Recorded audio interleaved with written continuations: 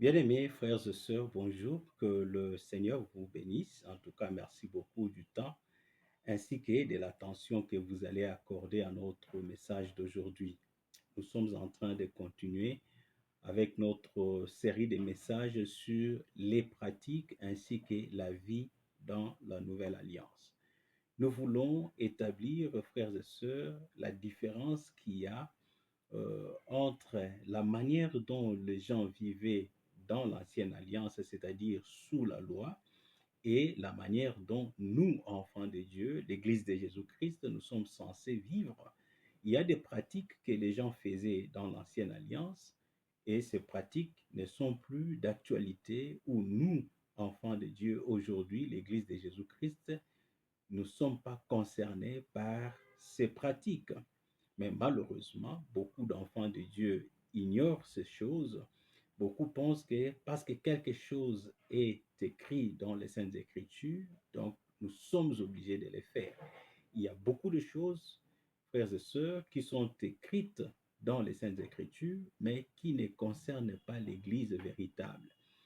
Mais nous nous rendons compte qu'il y a des gens dans l'Église qui sont animés par l'esprit d'argent. Ils sont là rien que pour se faire une santé financière. Ils ont pris l'Église de Jésus-Christ comme un moyen de se faire de l'argent, de se faire un nom. Voilà pourquoi ils sont dans cette activité de manipulation des enfants de Dieu afin de les exploiter. Et ce sont ces gens qui mixent ou encore mélangent un peu de tout. Quand ils vont dans l'ancienne alliance, ils trouvent qu'il y a des choses qu'ils peuvent exploiter pour se faire une santé financière dans l'Église.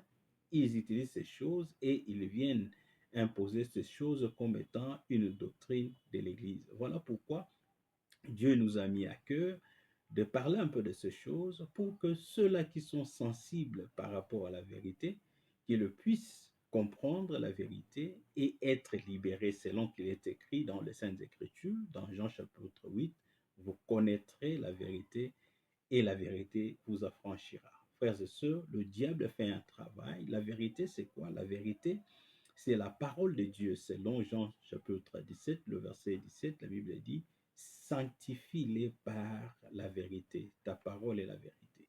La vérité, ce n'est pas mes propres pensées, ce n'est pas mes opinions ou encore une quelconque philosophie qu'un pasteur peut nous amener, même si cela peut nous faire du bien à l'oreille, mais cela ne peut pas être considéré comme une vérité si ça va à l'encontre de la pensée de Dieu telle qu'elle est révélée dans les Saintes Écritures. Jésus-Christ a été clair, la vérité, c'est la parole de Dieu. Mais alors, cette parole de Dieu que nous lisons dans les Saintes Écritures doit être comprise dans le contexte, car quand on isole un texte de son contexte, on tombe dans le prétexte et tout prétexte est un faux enseignement, est une fausse doctrine. Voilà, le peuple de Dieu doit être vraiment éveillé par rapport à ces choses pour qu'il ne puisse pas être manipulé comme Ève fut manipulée dans le jardin d'Éden par le diable. Dieu avait donné sa parole, la parole de Dieu était claire et facile à comprendre, mais quand le diable fut venu, le diable a utilisé la parole de Dieu, l'a tordu le sens et a donné à Ève quelque chose qui s'apparentait à la parole de Dieu, mais qui n'était plus la vérité parce que cela a été influencé par une pensée mauvaise qui est celle du diable. Et le même exercice, le diable est en train de le faire aujourd'hui pour tromper beaucoup d'enfants de Dieu. Le diable, par certains hommes qui se présentent à nous comme apôtres, évangélistes, prophètes et je ne sais pas moi qui, quand ils viennent prétendument de la part de Dieu, ils utilisent la même tactique du diable. En effet, ils sont inspirés par le diable pour utiliser les saintes écritures, tordre le sens de ces écritures afin de donner aux enfants de Dieu des choses qui font du bien à l'oreille, mais qui en réalité ne viennent que pour tromper, ne viennent que pour manipuler, ne viennent que pour susciter des émotions parce que quand on devient émotionnel, on cesse d'être rationnel. Et c'est ce que nous avons comme l'impression aujourd'hui. Quand vous entrez dans beaucoup d'églises, beaucoup d'enfants de Dieu ne sont plus rationnels. C'est-à-dire que leur capacité de réfléchir à la lumière des Écritures a été pratiquement détruite. Ils sont devenus incapables de vous produire des réflexions simples, mais qui sont basées sur les Saintes Écritures. Ils disent que non, seulement ce que les pasteurs a dit, c'est ça la vérité. Or, les pasteurs, ce sont deux hommes. Les pasteurs se trompent. Les pasteurs peuvent ignorer beaucoup de choses, mais aussi et surtout, aujourd'hui, beaucoup de ceux-là qui se présentent à nous comme pasteurs, comme serviteurs de Dieu, ne le sont pas. Certes, il y a d'autres qui ont peut-être bien commencé à servir les seigneurs, mais parce qu'ils sont aujourd'hui animés par l'esprit de cupidité, parce qu'ils sont maintenant dans la recherche de la gloire, de la grandeur, ils cherchent de l'argent à tout prix, malheureusement, ils sont devenus des menteurs en costume, des escrocs en cravate. Ce sont des gens qui, en réalité, sont des criminels derrière la Bible. Voilà pourquoi nous ne devons plus faire confiance à tout le monde.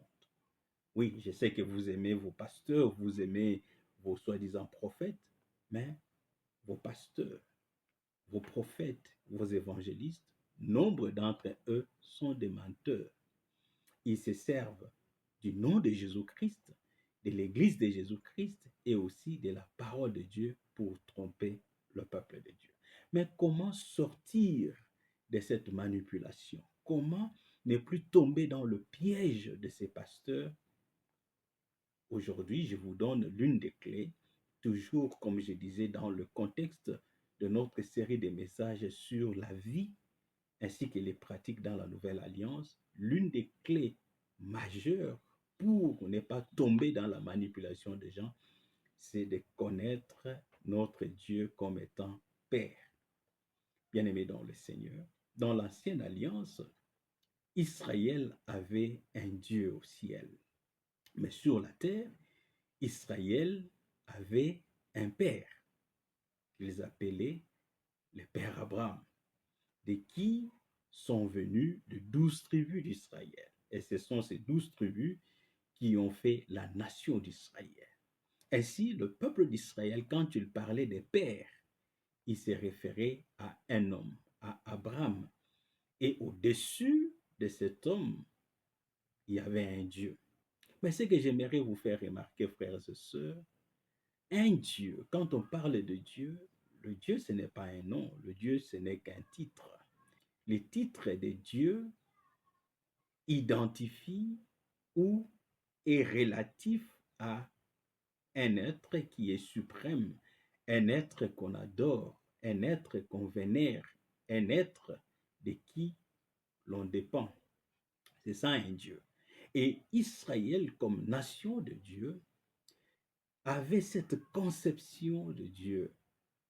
Quelqu'un qui est plus grand, plus puissant, très loin d'eux, et parce qu'il était plus puissant, plus grand et très loin d'eux, ils avaient besoin de médiateurs, des gens qui, au vu du peuple de Dieu, étaient considérés comme des gens spéciaux par qui il fallait passer pour communiquer avec Dieu, pour recevoir quoi que ce soit de la part de Dieu.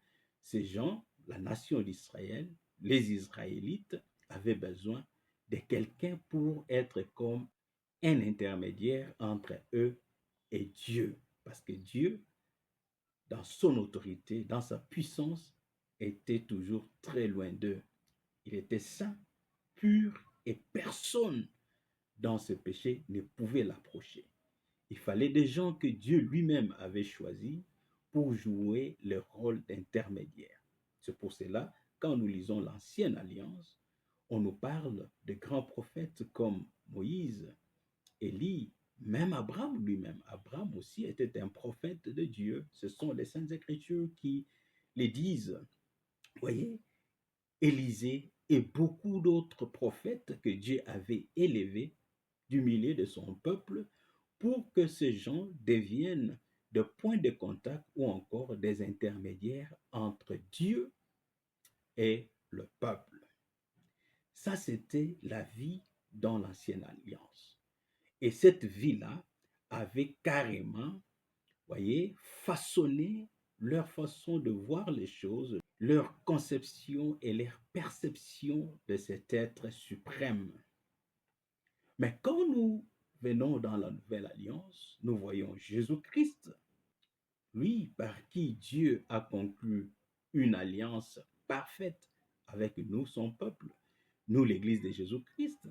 Parce que souvenez-vous, j'aimerais bien le rappeler, l'Église véritable n'est pas sous l'ancienne alliance, mais nous sommes sous la nouvelle alliance que nous appelons l'alliance de la grâce.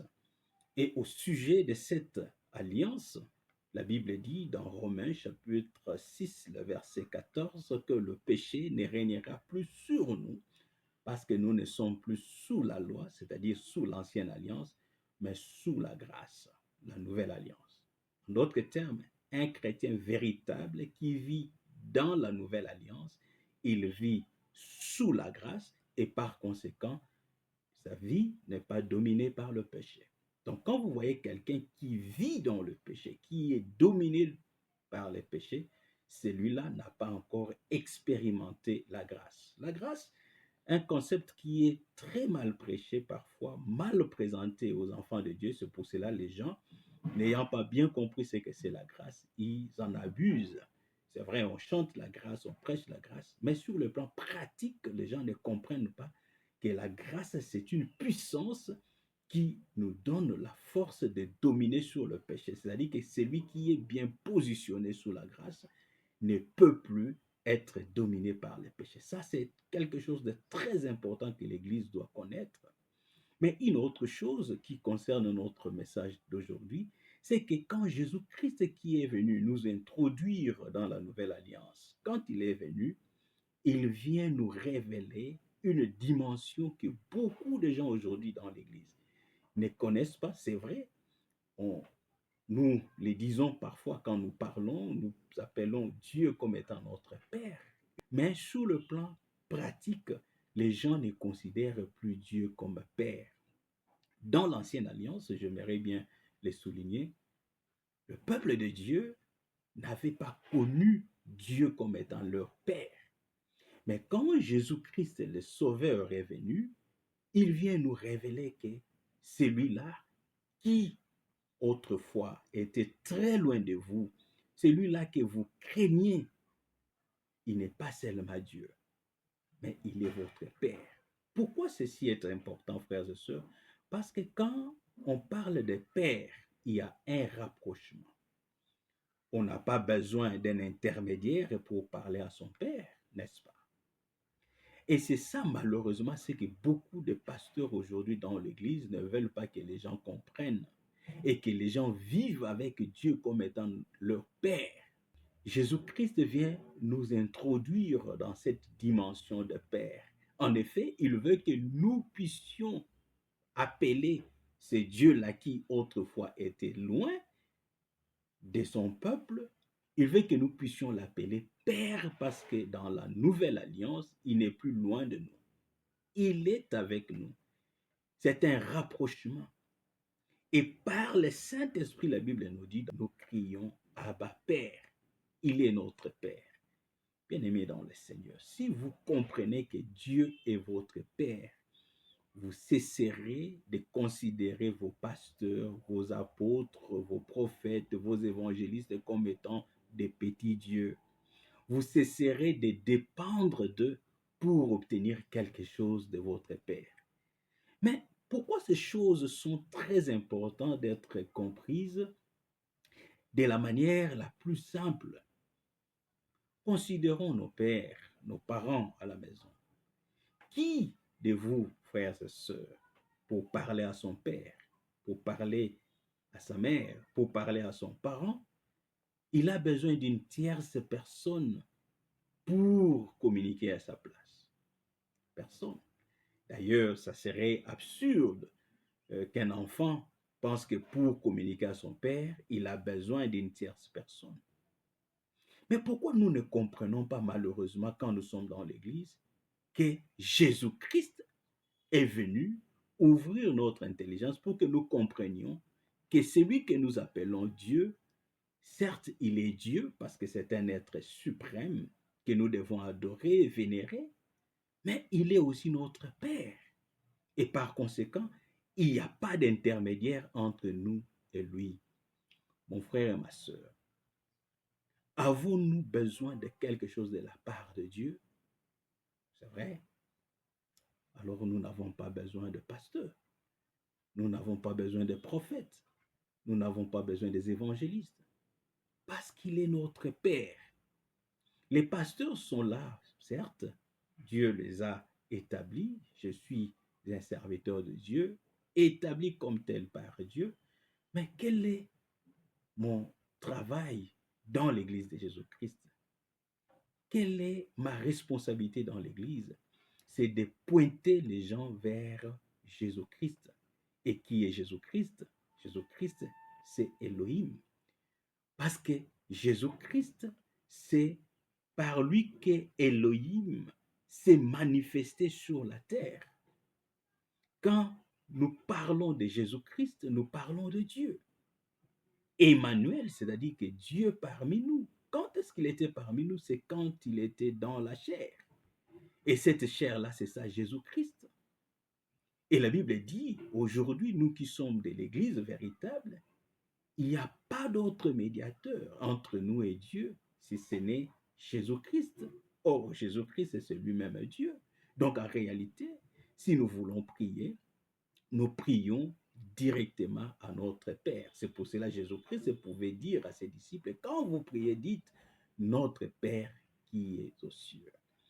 Et plus loin, Jésus-Christ dit encore à ses disciples, il dit, tout ce que vous demanderez en priant, croyez que vous l'avez reçu et vous le verrez s'accomplir. Bien-aimés dans le Seigneur, le but de ce message, ce n'est pas pour minimiser les rôles que les pasteurs jouent. C'est vrai, nos pasteurs, nous sommes là selon Éphésiens chapitre 4, c'est pour enseigner la parole. La parole qui prépare l'épouse, qui lave l'épouse, pour que nous devenions, c'est-à-dire nous tous enfants de Dieu, nous devenions un dans notre foi et que nous puissions arriver à la connaissance parfaite de Jésus-Christ, pas la connaissance d'un prophète, d'un bishop. Aujourd'hui, les gens parlent de leurs pasteurs, ils parlent de leurs prophètes, ils parlent de leurs bishops, ils parlent de leurs apôtres. Mais les gens ne parlent pas de Dieu qui est notre Père. Les gens ne parlent pas de Jésus.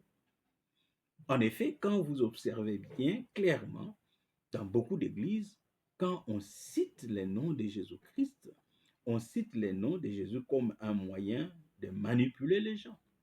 Parce que les gens, en général, ont cette faiblesse de croire que quand on parle de Jésus ou quand on lit quelque chose dans la Bible, c'est qu'il s'agit là d'un vrai serviteur de Dieu. Voilà la raison pour laquelle beaucoup de ceux-là qui se présentent comme serviteurs de Dieu utilisent le nom de Jésus-Christ et les Saintes Écritures. Mais en réalité, ils veulent prendre la gloire et la place de Jésus-Christ dans l'Église. C'est pour cela, même quand on veut parler de leurs églises, leurs noms sont devenus comme des références. On parle de l'église des pasteurs tel, l'église des pasteurs tel, l'église des pasteurs tel. Bien-aimés dans le Seigneur. Quand nous lisons dans les Saintes Écritures, Paul écrit, Pierre écrit, mais qu'est-ce qu'ils disent? Ils écrivent à l'église de Jésus-Christ. La référence de l'église, c'était Jésus-Christ. La référence de l'église ne peut pas être mon nom, Maboshi. La référence, c'est Jésus-Christ. C'est l'église de Jésus-Christ. Dès lors que les gens ont créé des dénominations pour, en réalité, se faire de l'argent, parce que beaucoup de ceux-là, j'aimerais les répéter et les souligner, beaucoup de ceux-là qui se disent serviteurs de Dieu aujourd'hui, ils ne sont là que pour chercher de l'argent. Ils travaillent dans l'Église comme un moyen de vivre. Ils ne sont pas là pour la bonne cause du salut des âmes. Ça, c'est prouvé par beaucoup de faits aujourd'hui. C'est d'ailleurs l'une des raisons pour lesquelles beaucoup de gens sont dans l'escroquerie, dans des business un peu noirs et les autres cherchent à tout prix à se positionner par rapport à telle ou telle autre tribu, par rapport à tel ou tel autre, je ne sais pas moi, parti ou regroupement politique. Ils sont dans des choses du monde parce qu'ils sont animés par cet esprit de cupidité. Alors, pour eux, l'Église est devenue comme une plateforme pour manipuler et les aider à arriver là où ils veulent arriver, c'est-à-dire se faire une santé financière, se faire un nom pour qu'ils soient, que les gens puissent les chercher pour les utiliser pour telle ou telle autre raison que vous connaissez. Prochainement, nous allons faire un message sur l'église de Babylone parce que c'est très important pour que les enfants de Dieu comprennent la manière dont le diable utilise des gens pour manipuler les peuples de Dieu et les exploiter par la suite. Donc, le message d'aujourd'hui, pour un peu conclure, parce que nous courons derrière les temps, frères et sœurs, c'est que toi, mon frère qui m'écoute, tu puisses comprendre que Dieu est ton Père. Le rôle de pasteur, c'est de t'enseigner la parole qui va t'aider à marcher dans la droiture, dans l'obéissance de ton Père. Mais quant à ce qui est de recevoir des choses de la part de Dieu, de communiquer avec Dieu, tu n'as pas besoin d'un intermédiaire, tu n'as pas besoin d'un pasteur, ni encore d'un prophète. Tu es, à moins que si tu me dises que tu n'es pas un enfant de Dieu. Mais si tu es enfant de Dieu, Dieu alors, il est ton Père. Alors, bien-aimé, tu as besoin de parler à ton Dieu. Ton Dieu est ton Père t'écoute et il te donne les désirs de ton cœur selon son bon vouloir et chaque chose en son temps. Si vous comprenez que Dieu est votre Père, vous n'allez plus faire de longs voyages ou encore dépenser de l'argent pour ces gens qui viennent faire du commerce dans l'église en échange à quelques, voyez, biens que vous pouvez recevoir de la part de Dieu qui est votre Père. Donc c'est une manipulation, frères et sœurs. Comment un père peut-il exiger que toi, son fils, toi, sa fille, tu puisses donner quelque chose en échange pour qu'il te fasse quelque chose ou qu'il te donne quelque chose qui est dans sa responsabilité de père de te donner? C'est absurde. Donc, vous avez besoin que les yeux de votre esprit soient ouverts.